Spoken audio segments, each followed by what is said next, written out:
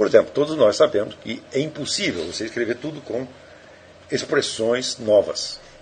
Você não pode inventar todos os giros verbais, todas as construções frasais. Não é possível você inventar. Em algum momento você vai ter que usar, vamos dizer, como se diz, lugares comuns. Ou chavões. Todo escritor os usa. Os maiores usam.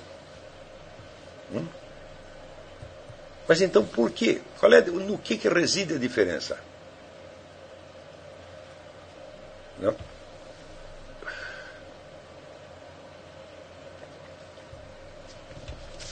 Eu vou lhes dar um exemplo.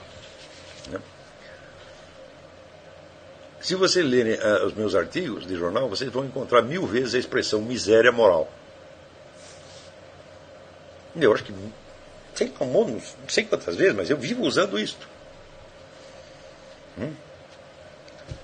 E outro dia saiu um artigo do Dr. Emir Sader falando de miséria moral dos ex-esquerdistas. Só tem o seguinte, quando você procura no artigo dele, fala onde está, o que ele quer dizer com miséria moral dos ex-esquerdistas. Onde está a miséria moral? Você não encontra isso em parte alguma. Os motivos que ele alega para isso são tão bobos. Não pode ser que ele esteja vendo nisso realmente uma miséria moral. Ele diz assim, a imprensa brasileira está cheia de pessoas que abandonaram a esquerda e se venderam ao grande capital das indústrias de mídia e passaram a ganhar um dinheirão. Então elas fizeram isso, venderam a sua honra, venderam a sua dignidade por dinheiro. Eu falei, mas será que isso acontece mesmo? Daí eu fui ver na mídia, do que ele está falando. E daí eu encontrei um único exemplo. O Reinaldo Azevedo, que é o sujeito que escreve na Veja, ele era um camarada da esquerda, e ele foi passando mais ou menos para a direita, e isto coincidiu com uma ascensão profissional, porque ele começou a fazer uma coluna que dizia coisas que os outros não estavam dizendo, e fez sucesso. Procurei mais outro, falou, não tem mais ninguém. Vamos supor, Denis Rosenfield, ele subiu na vida com isso? Não. Quanto a Folha de São Paulo paga por um artigo? R$200. Que eu parei de escrever na Folha. Eu me recuso a escrever por esta micharia. Certo? Então, os colaboradores da Folha são pessoas que ganham seu dinheiro com outra coisa. Por exemplo, Ives Gandra Silva Martins, pega lá o escritório da advocacia, muito próspero, ele não precisa do dinheiro da Folha. Então, se não pagar nada, para ele, tanto faz. Demetrio Magnoli, professor universitário, tá certo? Também esse dinheiro não vai fazer diferença para ele. Fala, mas então não é possível, quer dizer, esta coletividade que ele está falando, de pessoas que se venderam e subiram na vida, tem um membro. E no que consiste a miséria moral?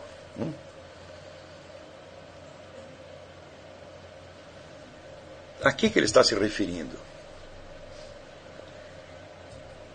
Daí eu vi que a miséria moral consiste em deixar de ser esquerdista. Porque na cabeça do Dr. Emir Sader, as mais altas qualidades morais humanas se condensam numa determinada ideologia política. O que eu digo que é uma coisa impossível, porque qualquer ideologia política surgiu num determinado momento da história, em face de certos problemas, certos males que ela achava que podia corrigir, etc, etc. Mas as qualidades morais humanas são muito anteriores a isso. Por exemplo, vamos supor, a diferença entre o soldado corajoso, bravo, e o soldado covarde é a mesma desde que o mundo é mundo. Ou não?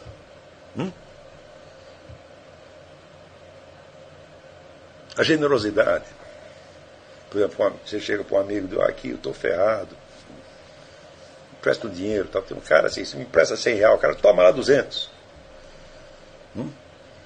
E o outro que diz, vai trabalhar, vagabundo. Vocês não reconhecem a diferença?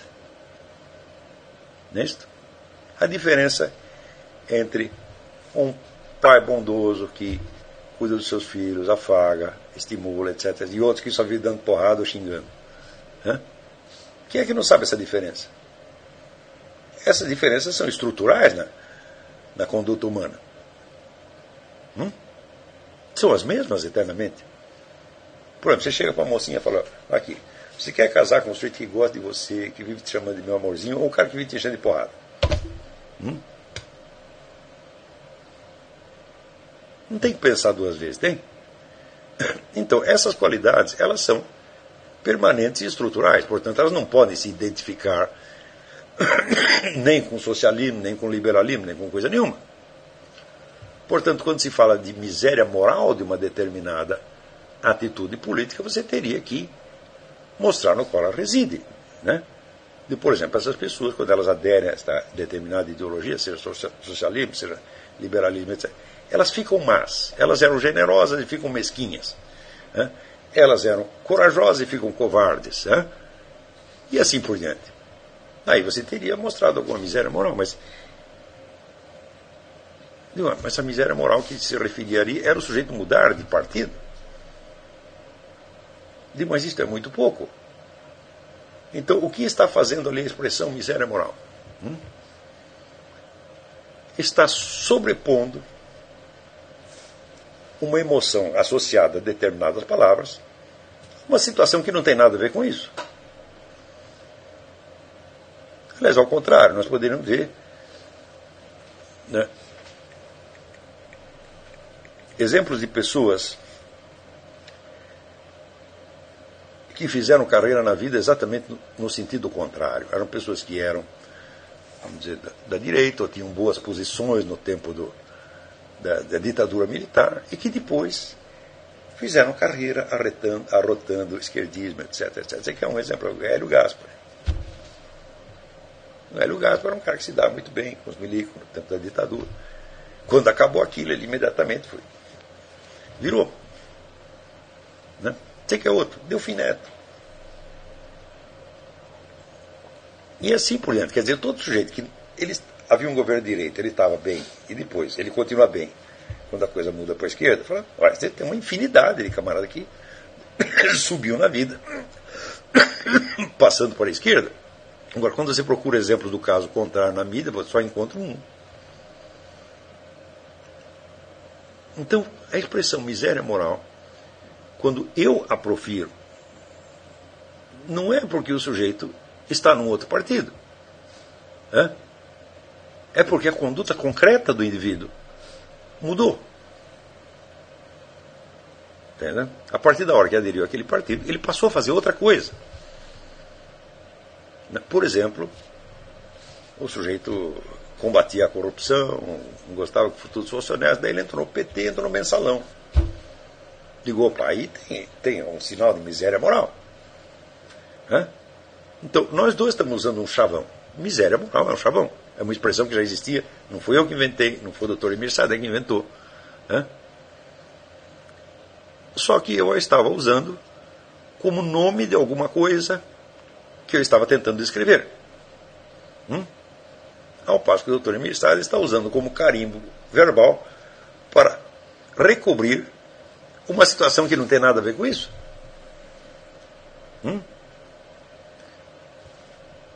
Qual é a diferença aí, então?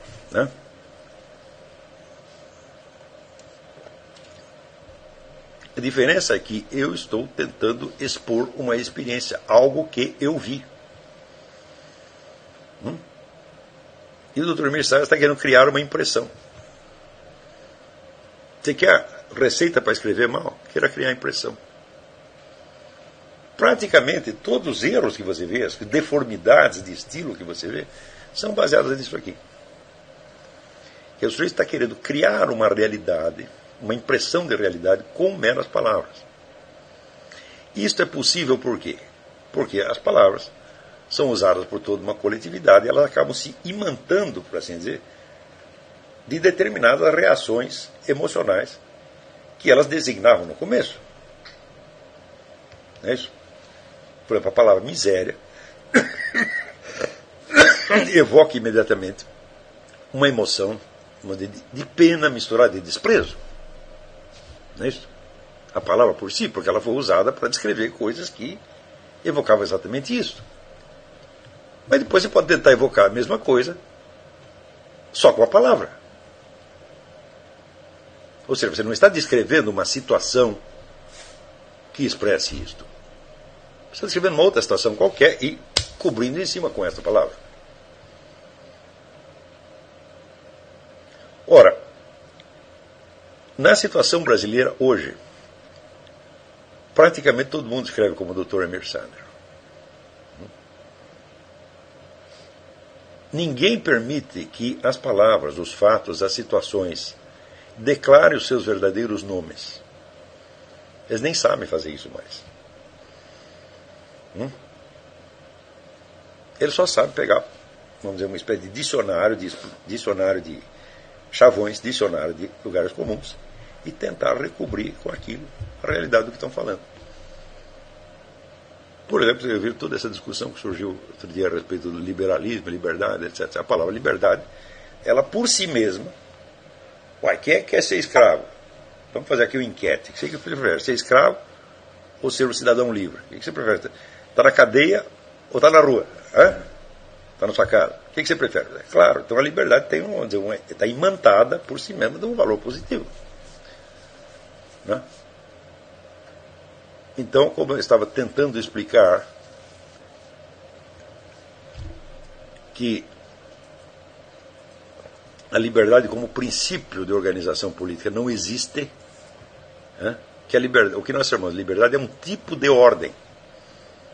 Não existe a liberdade em si.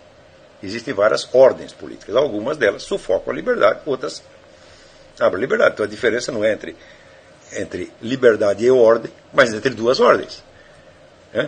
Ou seja, ele está tentando usar as palavras para descrever o que realmente acontece. Mas as pessoas ficaram bravas e começaram a fazer apologias da liberdade.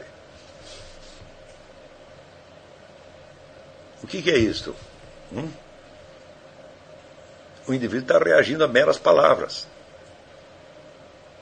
E não tem mais, vamos dizer, nem sequer, mas é a representação hipotética da coisa que está falando. Se você analisar, por exemplo, artigos de jornal, discursos no parlamento, conferências, você vai ver que no Brasil todo mundo só fala assim hoje. E é por isso que não tem mais literatura. Porque nós chegamos num nível assim de falsificação completa da linguagem. Então, você está usando palavras não para expressar algo que você está percebendo, tá certo? Mas para reevocar certas emoções que essas mesmas palavras já despertaram no passado. Então são como cadáveres. Você está tentando, vamos dizer, agitando cadáveres na esperança de que eles deem uma impressão de vida. Sem corrigir isto na nossa própria linguagem, nós nunca vamos poder criar uma cultura superior. Não importa as nossas ideias, não importa o acerto das nossas ideias. Você pode aderir à coisa mais certa do mundo. Se você está falando assim, você vai estar falsificando, você vai estar estragando tudo. Por exemplo, outro dia alguém me mandou uma série de considerações tiradas de um artigo de um jornalista americano, Christopher Ferrara, que descia o cacete no Ludwig von Mises porque ele tinha falado mal da Igreja Católica. Bom,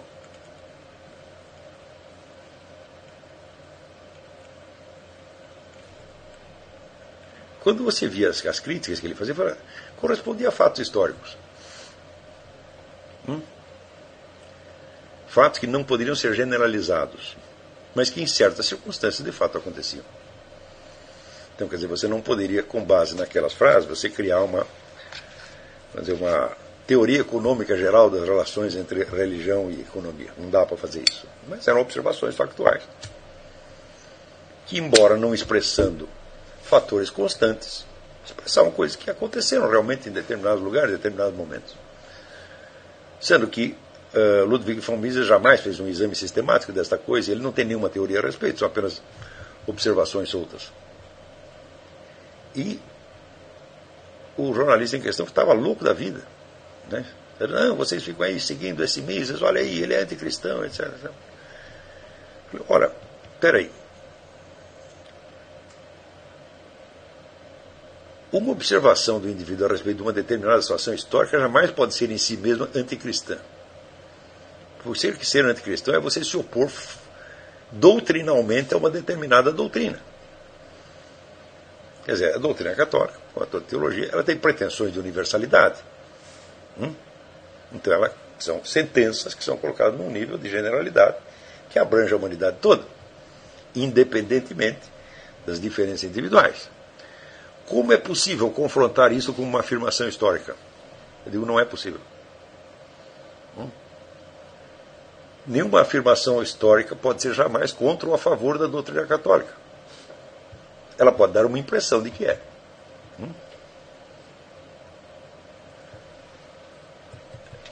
Então, é claro que você, numa comparação dessa, você tem uma tensão entre o universal e o particular. Você tem aqui uma doutrina universal, na qual você supostamente acredita, e você tem um ou dois ou três fatos que te escandalizam porque eles parecem contrariar aquela doutrina. Então, mas note bem, quando você lê assim, é você que está elevando os fatos históricos ao nível de doutrinas gerais. E isso significa não saber ler.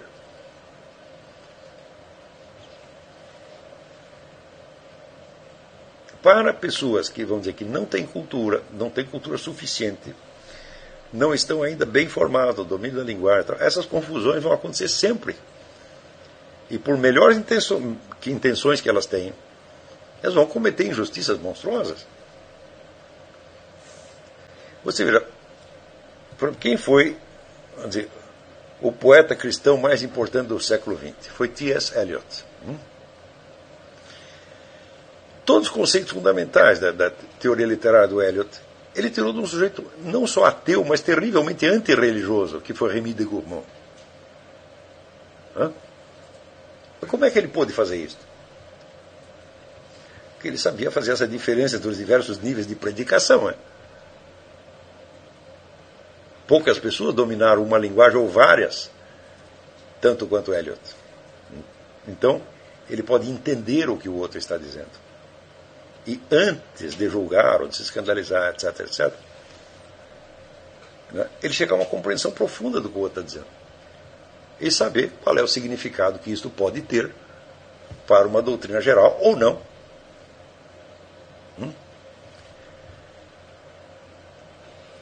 Para isto, gente, é preciso desenvolver o senso da linguagem até a disposição de você entender tudo e entender qualquer pessoa.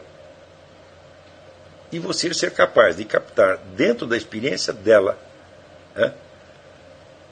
a veracidade singular do que ela está dizendo, o nível de generalização que aquilo admite, a conversão possível dessa generalização factual numa generalização doutrinal religiosa, e aí sim você fazer a comparação.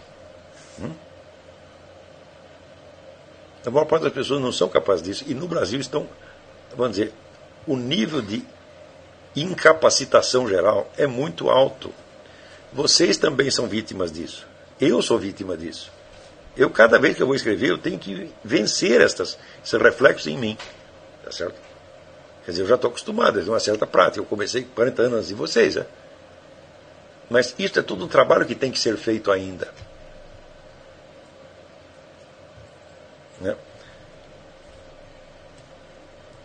A confusão entre esses vários níveis reflete pouca sensibilidade literária. E que espero que isso não soe ofensivo a ninguém, porque Goethe, aos 70 anos de idade, ele dizia o seguinte: ler é a coisa mais difícil do mundo. Eu estou praticando isso há meio século e ainda não estou seguro de que eu estou entendendo o que eu estou lendo. Então, aprimorar a sensibilidade linguística para que tudo o que os seres humanos dizem se torne inteligível a você. E que você será capaz de pegar o valor direto de experiência humana que tem nos textos mais disparatados e aparentemente até os mais ofensivos. Tá certo? Isto é o começo da leitura da educação. E sem isto, a prática da filosofia é um desastre. É um desastre, porque a filosofia é uma reflexão crítica sobre isto. É? Se você não tem experiência, está refletindo sobre nada. Então, tem um escritor francês chamado Paul Léotot, é um dos personagens mais singulares da literatura universal, porque ele conversava mais com gatos do que com pessoas. Ele não gostava muito de pessoas, então enchia a casa dele de gatos, catava gato na rua e ficava cuidando dos gatos. E ao mesmo tempo era um sujeito que compreendia o ser humano profundamente.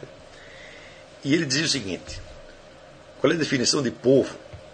Ele diz: povo é o conjunto dos que não compreendem. E daí dizia: no meio do povo está cheio de duques e ministros. Então existe uma diferença. Existe a elite consciente. E existe o povo. O povo são os que não compreendem. Assim como o povo está repleto de duques e ministros, tá certo? Na elite também pode ter um pé rapado como Paul Léotot, que era um homem que parecia um mendigo. Né? Ou Léon Bloch, que era realmente um mendigo. Né? Então, esta elite é definida pelo seu nível de humanização, de compreensão da variedade da experiência humana.